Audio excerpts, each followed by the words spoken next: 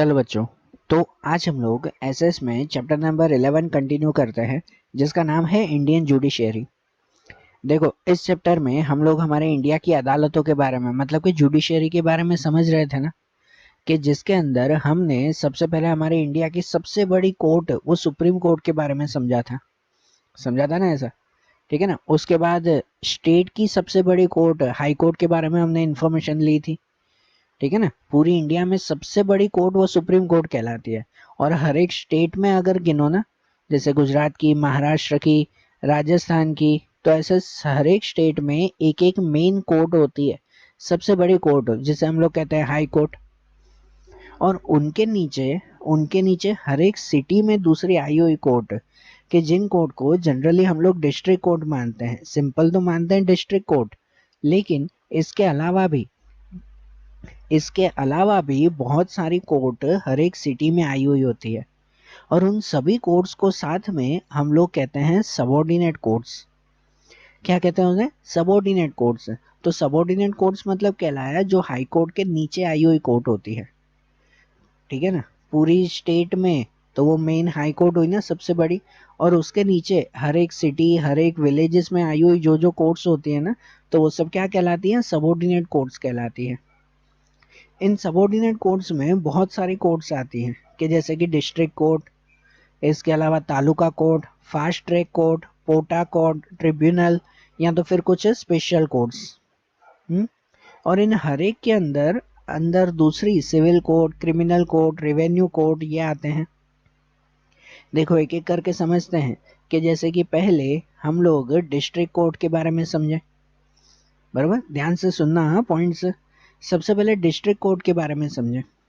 तो ये district court वो हमारे सिटी की सबसे बड़ी अदालत जैसे मानी जाती है। बराबर ना। हमारे शहर में जो मेन अदालत जो हुई वो ये हमारे डिस्ट्रिक्ट कोर्ट के जो जजेस होते हैं ना, तो उनमें उनके नंबर फिक्स तो नहीं होते कितने जजेस होते हैं, लेकिन उनमें एक मेन जज होता है, जिसे हम लोग चीफ जस्टिस कह सकते हैं भले, कि एक मेन जज होता है और उनके नीचे काम करने वाले दूसरे सबऑर्डिनेट जजेस होते हैं। ठीक है ना। दूसरे जजेस होते हैं उनमें। और इनमें भी अगर जज बनना हो ना, डिस्ट्रिक्ट कोर्ट का जज अगर किसी को बनना हो, तो उनकी क्वालिफिकेशन जो हमने सुप्रीम कोर्ट और हाई कोर्ट में देखी थी ना, ऑलमोस्ट वैसे ही, कि डिस्ट्रिक्ट कोर्ट का अगर जज बनना हो तो उसकी क्वालिफिकेशन के लिए सबसे पहले कि उसकी उसकी सिटीजनशिप वो इंडिया की होनी चाहिए। ठीक है ना। वो इंडिया का सिटीजन होना चाहिए। इसके अलावा उसे कम से कम कोई भी एक सबऑर्डिनेट कोर्ट में, ये जितनी कोर्ट्स के नेम लिखे हुए हैं उसमें से कोई भी कोर्ट में कम से कम 7 साल तक एज अ एडवोकेट उसकी जॉब होनी चाहिए। मतलब कि 7 साल तक, 7 इयर्स तक उसे एडवोकेट का एक्सपीरियंस होना चाहिए। और उनके अलावा जो है, उसकी एज 60 इयर्स से ज़्यादा नहीं होनी चाहिए। कितना? 60 इयर्स। तो वो डिस्ट्रिक्ट कोर्ट का जज बन सकता है।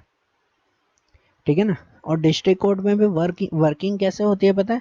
कि उनमें मेनली जो जो केसेस लड़े जाते हैं ना, वो एक होते हैं सिविल केसेस। और उनमें जो डिस्ट्रिक्ट कोर्ट के अंदर जो भी सिविल केसेस लड़े जाते हैं उसके लिए एक अलग सेक्शन होता है, एक अलग डिपार्टमेंट होता है, जिसे हम लोग नॉर्मली सिविल कोर्ट कहते हैं। वही डिस्ट्रिक्ट कोर्ट में दूसरे केसेस लड़े जाते हैं, वो आते हैं क्रिमिनल केसेस। और उन क्रिमिनल केसेस के लिए स्पेशल एक क्रिमिनल कोर्ट बना हुआ होता है। और दूसरे होते हैं रेवेन्यू कोर्ट, है ना, मतलब रेवेन्यू केसेस के लिए। ठीक है। सिविल केसेस, तो सिविल केसेस जनरली वो कहलाते हैं जिसे हम लोग जमीन मकान के केस कहते हैं। ठीक है ना। कोई भी तरह के जमीन मकान के केस, तो वो ये सिविल केसेस कहलाते हैं।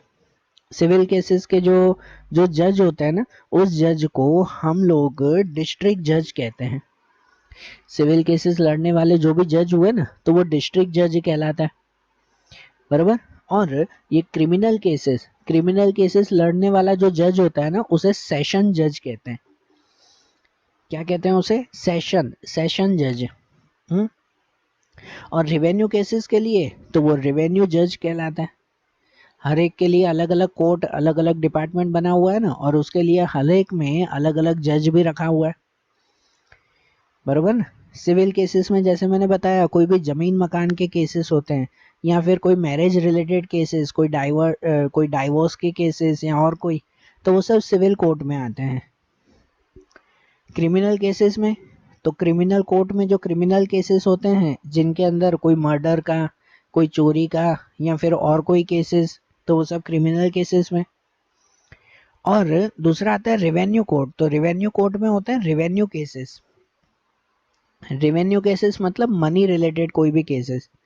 जनरली 1 लाख से कम के केसेस होते हैं ना, तो वो डिस्ट्रिक्ट कोर्ट के नीचे वाली जो अदालतें होती है, जैसे कि taluka court, fast track court, तो इनके अंदर जनरली वो केसेस लड़े जाते हैं। लेकिन 1 लाख या उससे ज़्यादा का अगर केस हो तो वो केसेस यहाँ डिस्ट्रिक्ट कोर्ट में होते हैं।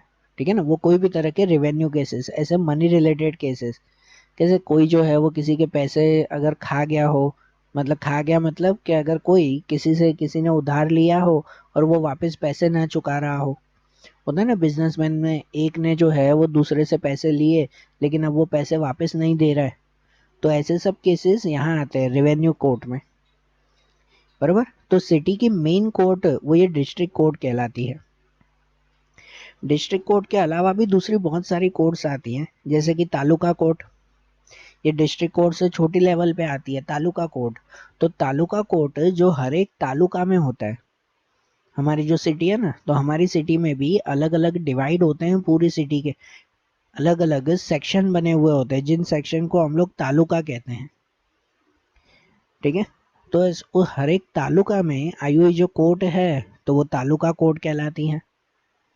इनके बाद दूसरा आता है, वो आता है fast track court. Fast track court नाम से ही पता चलता है कि जनरली दूसरी जो कोर्ट्स होती है ना, तो उनमें केसेस बहुत धीरे धीरे चलते हैं, बहुत स्लो चलते हैं। स्लो क्यों चलते हैं? क्योंकि हर एक चीज़ को चेक करना, हर एक सबूत जो है वो तपासना, तो इनमें बहुत टाइमिंग जाता है। तो इसके लिए जनरली कोर्ट में केसेस में बहुत टाइम लगता है। लेकिन अगर जो केस थोड़ा सा स्पीडीली अगर कंप्लीट करना हो तो उसके लिए स्पेशल कोर्ट बनी हुई होती है, जिसे फास्ट ट्रैक कोर्ट कहते हैं। ये फास्ट ट्रैक कोर्ट में बाकी के कंपैरिजन में, ठीक है, बाकी सब कोर्ट के कंपैरिजन में जल्दी यहाँ पर केस लड़ा जाता है।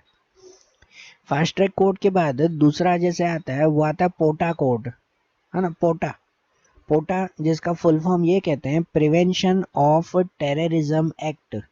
प्रिवेंशन ऑफ टेररिज्म एक्ट, ये एक्ट मतलब एक कानून है, उसके रिलेटेड ये कोड बनी हुई है। जो टेररिज्म एक्ट मतलब कि भाई टेररिस्ट जो आतंकवादी कहलाता है ना, ऐसी कोई भी एक्टिविटी करता हो ना कि जो आतंकवादी, मतलब कि भाई ये टेररिस्ट रिलेटेड, टेररिज्म रिलेटेड अगर कोई एक्टिविटीज हो तो उनके केस यहाँ पर आते हैं। कहाँ पर? तो ये पोटा कोर्ट में। बरोबर। कि कोई भी अगर आतंकवादियों जैसी हरकतें करता हो, भाई किसी का मर्डर कर देना, किसी को जो है वो ये गोलीबारी करना, बॉम्ब ब्लास्ट करना, तो ऐसी टेररिस्ट जैसी हरकतें जो करता हो तो उनके लिए ये कोर्ट आती है। इनके बाद आता है ट्रिब्यूनल कोर्ट्स, है ना। ट्रिब्यूनल, ट्रिब्यूनल मतलब कि जो छोटी जाति के लोग हैं, जनरली जो जंगलों में रहते हैं, आदिवासी जैसे लोग, भाई उनके न्याय के लिए या उनके लिए ये स्पेशल कोर्ट बनी हुई है, जैसे हम लोग कहते हैं ये ट्रिब्यूनल कोर्ट्स। और उनके बाद दूसरे आते हैं सर्टेन स्पेशल कोर्ट। कुछ स्पेशल कोर्ट्स होती हैं कि जिनमें कोई स्पेशल केसेस आते हैं, कोई स्पेशल लोगों के लिए, कि जैसे कि हमारे यहाँ पर गुजरात में वो लेबर्स के लिए, मतलब मजदूरों के लिए अलग से एक कोर्ट बनी हुई है, जिसे कहते हैं लेबर कोर्ट। ठीक है ना, मजदूरों के लिए ये स्पेशल कोर्ट में कहलाया ना। सही बात है कि नहीं? तो ऐसे स्पेशल वर्क के लिए भी कोई कोर्ट्स बनाई जाती है। ये सब जो सबऑर्डिनेट कोर्ट्स है ना, इनका काम ये है कि जो मेन हाई कोर्ट या सुप्रीम कोर्ट है उनके बर्डन को कम करना। बर्डन को कम करना मतलब उनको थोड़ा कामकाज में हेल्प करना। कि अगर गुजरात के सभी केसेस, जस्ट एग्जांपल समझ लो ना, कि गुजरात के जितने भी केस हो तो वो सब के सब केस अगर हाई कोर्ट में चले जाए, तो क्या अकेली हाई कोर्ट वो इतने सारे केसेस को संभाल पाएगी? सिर्फ एक सिटी की बात नहीं कर रहा हूँ, गुजरात के सभी केसेस अगर वहाँ हाई कोर्ट में जाए तो कितनी बड़ी प्रॉब्लम हो सकती है। सही बात है ना। इसीलिए ये बाकी सब कोर्ट्स काम करती है, ये district court, taluka court, fast track court, POTA courts, कि जिनमें यहीं पर ही जनरली वो केसेस का डिसमिस हो जाता है, मतलब कि भाई कंप्लीट हो जाते हैं वो केसेस, और जिससे हाई कोर्ट या सुप्रीम कोर्ट उनका बर्डन थोड़ा सा कम रहता है। ठीक है ना, ये सब जैसे समझो सबऑर्डिनेट कोर्ट्स इसलिए कहते हैं कि ये हाई कोर्ट के अंडर आई हुई है ना, उनके नीचे आई हुई है और ये हाई कोर्ट के लिए काम करते हैं। ठीक है, सबऑर्डिनेट कोर्ट्स के बाद दूसरा आता है, वो आता है लोक अदालत। ठीक है ना, लोक अदालत इन्हें भी एक तरह के स्पेशल कोर्ट्स में माना जाता है। लोक अदालत स्पेशली उनके लिए बनी हुई है जो पुअर, जो नीडी पीपल हैं वो, कि जनरली कोर्ट में जब भी कोई केसेस लड़े जाते हैं ना, तो उनके चार्जेस बहुत हैवी होते हैं कि कोर्ट का चार्ज भरना पड़ता है, फिर अगर कोई वकील करवाओ तो वकील को पैसे देने पड़ते हैं, दूसरे एक्सपेंसेस होते हैं, तो टाइमिंग जाता है। तो ऐसे कितनी सारी प्रॉब्लम है अगर कोई कोर्ट में केस लड़ा जाए तो जनरली जो रिच पर्सन हो ना, तो उन्हें अगर ये निकल भी जाए, चलो उनके लिए ये चल भी जाए, लेकिन जो अगर पुअर पर्सन है कि जो रोज के रोज मेहनत करते हैं, रोज के रोज कमाते हैं, अगर उनके साथ कोई अन्याय होता हो, उनके साथ कुछ गलत होता हो, तो वो कोर्ट में कैसे जाएंगे? कि अगर रास्ते पर जो है वो काम करने वाला कोई मजदूर है और उसके साथ कुछ गलत हुआ और वो कह रहा है कि भाई मुझे कोर्ट में जाकर जो है वो ये केस लड़ना है, तो वो कैसे लड़ेगा वो केस? क्या उसके पास जो है वो इतने सारे पैसे हैं? क्या उसके पास वकील को देने के लिए फीस है? नहीं होगी ना। क्या उसके पास टाइम है? खासकर तो ये टाइम है, एक एक केस कितनी बार महीनों सालों भी चल जाता है। तो जब तक केस चलता रहे तो क्या वो अपना कामकाज बंद करके बैठ जाएगा? उसके घर पे कमाएगा कौन? वो तो रोज के रोज कमाने वाला इंसान है कि भाई जिस दिन कमाई आएगी उस दिन खाना आएगा, नहीं तो खाना भी नहीं मिलेगा।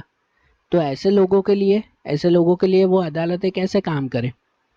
तो खासकर इन्हीं लोगों के लिए ही ये स्पेशल कोर्ट्स बनी हुई हैं जिसे कहते हैं लोक अदालत।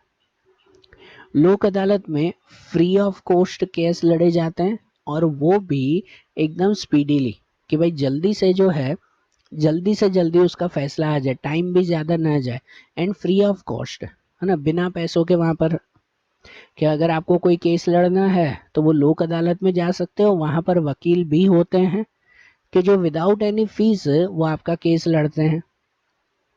ठीक है, तो ऐसे पुअर और नीडी पीपल को भी प्रॉपर जस्टिस मिल सके, उन्हें भी न्याय मिल सके, तो इसके लिए ऐसी लोक अदालत बनी हुई है ना। ठीक है ना, लोक अदालत का दूसरा मेन काम ये है कि जनरली लोक अदालत जो है वो सिर्फ सेटलमेंट करवाती है ना। कोई भी केसेस में क्या करवाती है? ये सेटलमेंट। सेटलमेंट का मतलब क्या? कि भाई जो दो पार्टीज केस लड़ रही है ना, तो उन्हें आपस में ही समझौता करवा देती है। कि जनरली अगर दो लोगों के बीच में केस चल रहा है, तो अगर एक पर्सन हारता हो, एक पर्सन जीतता हो, तो हारने वाले को सब चार्जेस वगैरह भी भरने पड़ते हैं। ठीक है ना, नुकसान भी उठाना पड़ता है, होता है कि नहीं? जबकि लोक अदालत में पहले ट्राई क्या किया जाता है कि भाई दो लोगों के बीच में अगर झगड़ा हुआ है ना, तो अदालत में, बड़ी अदालतों में जाने से पहले ही उन दोनों के बीच में समझौता करवा देना। ठीक है ना, आप लोगों के बीच में जैसे होता है ना कि आप लोग फ्रेंड्स अगर कोई लड़ते हो, एग्जाम्पल बता रहा हूँ, कि आप दोस्त अगर कोई लड़ते हो, दो दोस्तों के बीच में अगर कोई झगड़ा हो गया, बातचीत वगैरह बंद हो गई, तो उनका सॉल्यूशन करवाने के लिए कोई एक तीसरा फ्रेंड आता है ना, है कि नहीं? फिर तीसरा फ्रेंड क्या करता है? तो उन दोनों के बीच में सॉल्यूशन करवाता है। ऐसे नहीं कि नहीं भाई ये सही है और वो गलत है, वो ऐसा नहीं करता। वो क्या करता है? दोनों के बीच में सॉल्यूशन करवाता है, कि समझौता करवा देता है कि नहीं भाई कोई बात नहीं है, भले दोनों की गलती होगी, कि अब आगे से ध्यान रखना, आगे से जो है वो सब साथ में रहेंगे, ऐसा ना। तो ऐसे ही समझो, एज अ फ्रेंड, जो पुअर पीपल के लिए एज अ फ्रेंड ये लोक अदालत काम करते हैं। कि अगर दो लोगों के बीच में झगड़ा हो जाए तो उनके बीच में सॉल्यूशन लाने का काम, उनके बीच में एक तरह से क्या कह सकते हैं कि भाई समझौता करवाने का काम वो ये लोक अदालत करती हैं। और ये लोक अदालत हर एक सिटी में जनरली जो डिस्ट्रिक्ट कोर्ट आए हुए होते हैं, तो उनके साथ ही ये लोक अदालत भी वहां पर बनी हुई होती है। या तो खासकर विलेजेस में इनके लिए एक स्पेशल ये कोर्ट बनाई जाती है, ये लोक अदालत बनाई जाती है गांव में, कि जहाँ पर जो पुअर पीपल, जो नीडी पीपल है, उन्हें भी प्रॉपर जस्टिस मिल सके, उन्हें भी पूरा न्याय मिल सके। तो इसके लिए ये लोक अदालत काम करती है ना। ठीक है ना। एंड अब जैसे हमने ये सभी अदालतों के बारे में समझा ना, तो उसके बाद इनके रिलेटेड एक लास्ट पॉइंट आता है जिसे कहते हैं इंडिपेंडेंस ऑफ जुडिशियरी। इसके बारे में हमने चैप्टर के स्टार्टिंग में भी यही पॉइंट देखा था और एंड में भी वही दिया हुआ है इंडिपेंडेंस ऑफ जुडिशरी, कि हमारे गवर्नमेंट के जो 3 ऑर्गन है ना, लेजिस्लेचर, एग्जीक्यूटिव एंड जुडिशरी, तो उसमें जुडिशरी को बाकी दोनों के कंपैरिजन में बिल्कुल अलग रखा जाता है। जुडिशरी के लिए स्पेशल लॉज तैयार होते हैं और इन्हें बाकी सब कायदे कानून से अलग मान, इसी वजह से तो जुडिशरी को बिल्कुल इंडिपेंडेंट माना जाता है ना, ठीक है ना। जुडिशरी के जो जजेस होते हैं, अदालत के जो जजेस हुए, उन जजेस को पूरी इंडिपेंडेंस दी जाती है, पूरी आज़ादी दी जाती है कि वो अपने हिसाब से फैसला ले, ठीक है ना। ऐसा नहीं कि भाई अगर कोई दो पार्टीज के बीच में झगड़ा चल रहा है या कोई दो पार्टीज के बीच में केस चल रहा है, तो उसमें जज का पहचान वाला अगर कोई एक हो तो जज फिर उसके लिए ही फैसला सुनाएगा, दूसरे के लिए नहीं। तो ऐसा नहीं होना चाहिए। जज हमेशा पहले दोनों पार्टीज के बारे में पूरी बातें सुनता है, सब सबूत चेक करता है, और उसके बाद जो उसे ठीक लगे ना कि नहीं भाई ये इंसान सही है और ये इंसान गलत है, तो फिर उसके रिलेटेड वो फैसला लेता है, तब तक नहीं। बराबर। उनके ऊपर जो जुडिशरी के जो जजेस होते हैं, अदालत के जो जजेस हुए, उनके ऊपर कोई भी तरह का बर्डन, कोई भी तरह का स्ट्रेस, कोई भी तरह का क्या कहें हम लोग, जो जबरदस्ती उनके ऊपर नहीं की जा सकती। कि भाई इंडिया का प्रेसिडेंट या प्राइम मिनिस्टर भी आकर वो उन जजेस को नहीं बोल सकता कि नहीं भाई तुम इसके लिए फैसला लो, ठीक है। कोई भी उसे कुछ भी कह सकता नहीं है। जजेस को जो ठीक लगेगा, उसे जो सही लगेगा, वो उनके रिलेटेड ही फैसला लेगा, दूसरों के रिलेटेड नहीं। सही बात है ना। तो इसलिए तो मानते हैं ना कि भाई इन जुडिशरी को बिल्कुल इंडिपेंडेंट रखा जाता है। और इसी वजह से अदालतों में जब भी केस लड़ा जाता है ना, तो उसमें बहुत टाइम जाता है, क्योंकि वो जजेस एक एक दोनों की, दो पार्टीज के बीच में एक एक की बातें ध्यान से सुनता है, उनके सबूतों को चेक करता है, फिर फैसला लेता है। तो कितने सारे केसेस वो बहुत सालों तक भी चल जाते हैं। आज भी हमारे इंडिया में देखो ना, तो कहा जाता है कि आज भी 3.5 करोड़ केसेस, या उससे ज़्यादा केसेस भी पेंडिंग पड़े हुए हैं।